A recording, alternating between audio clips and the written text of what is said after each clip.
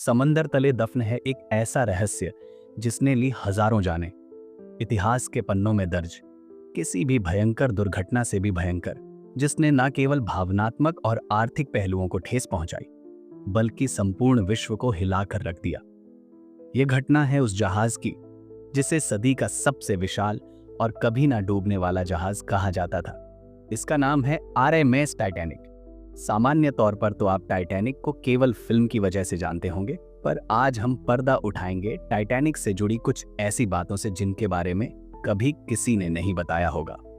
14 अप्रैल 1912 की वो भयावह रात, कभी ना डूबने वाला जहाज कहा जाने वाला विशाल आरएमएस टाइटैनिक अपनी पहली ही यात्रा में इस तरह से डूब जाएगा, ऐसा तो कभी किसी ने नहीं सोचा होगा।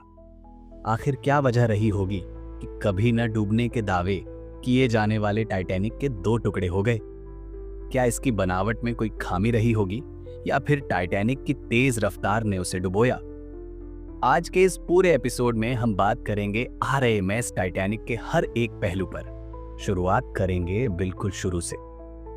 10 अप्रैल सन 1912 का वो सुहाना दिन, जब हर कोई इंतजार कर रहा था दुनिया के सबसे विशाल जहाज में यात्रा करने का।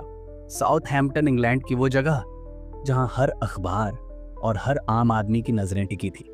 ये जहाज इतना विशाल था कि यदि इसे खड़ा कर दिया जाए तो ये किसी 80 माले की बिल्डिंग जितना ऊंचा था। टिकट इतने महंगे थे कि हर कोई इन्हें नहीं खरीद सकता था। सर्व सुविधा युक्त इस जहाज में 3 क्लास थे, फर्स्ट क्लास, सेकंड क्लास और थर्ड क्लास। हर मुसाफिर उत्साह से भरा था और हर कोई अपने अपनों को इस जहाज के सफर पर छोड़ने आया था।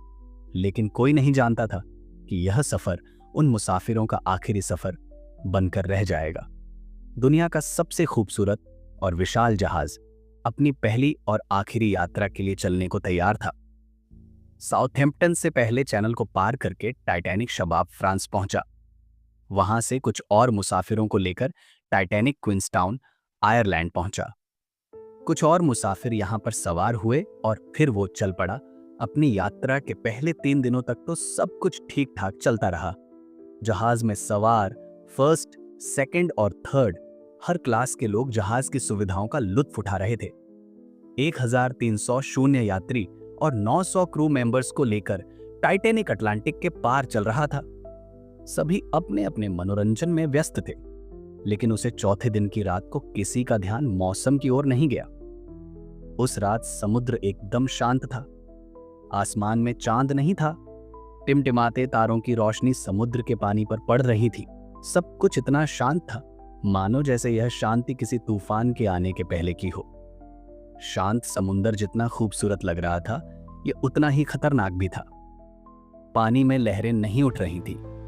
अगर उठ रही होती तो बर्फीली चट्टान से टकराकर झाग बना रही होती और क्रू मेंबर्स को वहां पर चट्टान होने का अंदाजा काफी पहले ही लग जाता।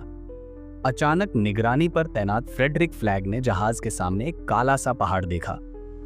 उसे बर्फ की चट्टान नजर नहीं आई।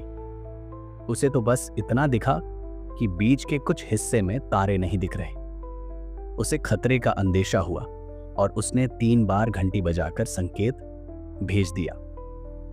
फोन भी लगाया, मगर तब तक बहुत देर हो चुकी थी। कुछ ही सेकंड्स बाद टाइटैनिक बर्फ की चट्टान से जा टकराया। टक्कर इतनी जोरदार थी कि इसने थर्ड क्लास में सफर करने वालों को तो एक बड़ा झटका दे दिया था। हालांकि फर्स्ट क्लास में सफर करने वालों को तो इसकी भनक तक नहीं पड़ी, लेकिन थर्ड क्लास वाले समझ चुके थे कि कुछ तो बहुत भयावह हुआ है। थर्ड क्लास के इकलौते चश्मदीद गवाह फ्रेडरिक बैरेट बताते हैं कि जहाज में बहुत तेजी से पानी भर रहा था। वो समझ चुका था कि मामला बहुत गंभीर है। देखते ही देखते यह खबर पूरे जहाज में फैल गई कि टाइटैनिक डूब रहा है। मुसाफिरों में हंगामा मच गया। छोटे बच्चे रोने लगे। हर कोई अपनी मौत को सामने से आता देख रहा था, क्योंकि 2 डिग्री सेल्सियस के पानी में कोई भी इंसान 15 मिनट से ज्यादा देर तक जिंदा नहीं रह सकता था। लाइफ बोट तो लोगों की तुलना में 1/3 भी नहीं थी। ऐसे में मौत तो निश्चित थी। अंतर बस इतना रहा कि किसी ने इसके आने का इंतजार किया तो किसी ने मौत को आता देख खुद ही समुद्र में कूदकर आत्महत्या कर ली। चारों ओर मातम का माहौल छा गया। लेकिन इस बीच कोई ऐसा भी था जो स्थिति को नियंत्रित तो नहीं कर सकता था, लेकिन फिर भी उसने दूसरों की मौत को आनंददायी बनाया। वो था म्यूजिशियंस का दल। प्रत्यक्षदर्शियों के मुताबिक इन म्यूजिशियंस का दल अपनी आखिरी सांस तक संगीत बजाता रहा ताकि मरने वाले अपने आखिरी पल कुछ खुशी से बिता सके। देखने वालों का कहना यह भी है कि जहाज टेढ़ा होते जा रहा था, मगर ये म्यूजिशियन संगीत बजाते रहे।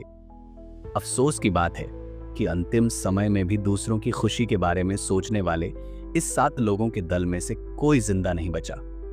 14 अप्रैल 1912 की रात 11:40 पर टाइटैनिक बर्फीली चट्टान से टकराया था, जिसके बाद 15 अप्रैल 2:20 पर यानी कि टक्कर के 2 घंटे और 40 मिनट बाद कभी ना डूबने वाला जहाज अपने पहले ही सफर में डूब गया। और उसके साथ ही डूब गए वो रहस्य जो इसके डूबने की वजह बता सकते थे, क्योंकि जब लाइफ बोट पर लोगों को बचाया जा रहा था तब महिला और बच्चों को पहले जाने का मौका मिला, जिस वजह से सुबह तक सेकंड क्लास के 9% पुरुषों की मौत हो चुकी थी और थर्ड क्लास की तो आधे से ज्यादा महिलाएं भी जिंदा नहीं बचाई जा सकी। इसमें से अधिकतर लोग डूबने से नहीं बल्कि 2 डिग्री सेल्सियस के ठंडे पानी में जमने के कारण मारे गए थे। टाइटैनिक के डूबने के 2 घंटे बाद करीब 710 लोगों को बचा लिया गया था। टाइटैनिक को लेकर कई अलग अलग लोगों पर अलग अलग आरोप लगे। किसी ने कहा कि गलती कैप्टन एडवर्ड स्मिथ की थी, क्योंकि वो बर्फीला इलाका जानते हुए भी जहाज को तेज रफ्तार से चला रहे थे। व्हाइट स्टार लाइन के चेयरमैन ब्रूस इज्म पर आरोप था कि उन्होंने कम लाइफ बोट्स दी, और टाइटैनिक का डिजाइन तैयार करने वाले थॉमस एंड्रयूज पर इल्जाम लगा घटिया मटेरियल से कमजोर बनावट देने का, क्योंकि किसी भी जहाज के डूबने पर उसके 2 टुकड़े नहीं होते। कई जांचों और रिसर्च के बाद यह बात सामने आई कि ये तीनों ही आरोप बेबुनियाद थे। टाइटैनिक के डिजाइन और उसको बनाने में इस्तेमाल मटेरियल पर कई तरह के एक्सपेरिमेंट करने के बाद टीम ने पाया कि टाइटैनिक के डिजाइन में कहीं कोई कमी नहीं थी और ना ही उसमें इस्तेमाल किया गया मटेरियल घटिया क्वालिटी का था। दरअसल इस टीम के मुताबिक रिसर्च में पाया गया कि टाइटैनिक के डूबने का मुख्य कारण उसकी तेज रफ्तार थी, क्योंकि तेज रफ्तार से जब आइसबर्ग टकराया तो उससे हजारों टन का दबाव जहाज के निचले हिस्से पर पड़ा और इससे दबाव वाली जगह पूरी तरह क्षतिग्रस्त हो गई और फिर जहाज के 5 कंपार्टमेंट में पानी भर जाने से जहाज आगे से डूब गया। पर अब खोजकर्ताओं के सामने सवाल यह था कि यह जहाज डूबा तो कैसे? क्या टक्कर इतनी जोरदार थी, और अगर थी भी तो जहाज के 2 टुकड़े क्यों हुए? खोजकर्ताओं ने टाइटैनिक के अवशेषों, उसके टुकड़ों, उसके मलबों और इन सभी की पोजीशन से घटना का एक अनुमान लगाया, जिसे वे सही भी मानते हैं। खोजकर्ताओं के अनुसार रात 2:15 पर टाइटैनिक का अंत शुरू हुआ। पहले टाइटैनिक का बाउल नीचे आया, स्टर्न ऊपर उठने लगा, पूरे जहाज की बिजली चली गई, फनल गिर गए। बाउल बाबू जहाज के डबल बॉटम पर टिका था।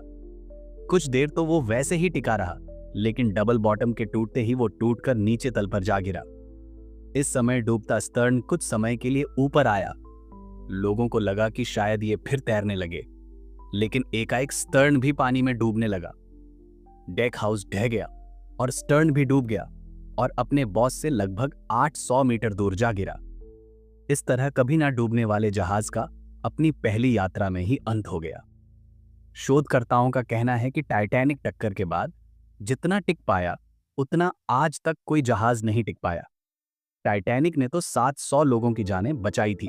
तो दोस्तों, आज ये वीडियो आपको कैसा लगा कमेंट में जरूर बताएं। वीडियो को लाइक और शेयर करना ना भूलें। अगर आप हमारे चैनल पर नए हैं तो चैनल को सब्सक्राइब करें। मैं आपके लिए ऐसे ही वीडियो लाता रहूंगा। मिलते हैं फिर एक और नई वीडियो के साथ, तो तब के लिए बने रहे हमारे साथ।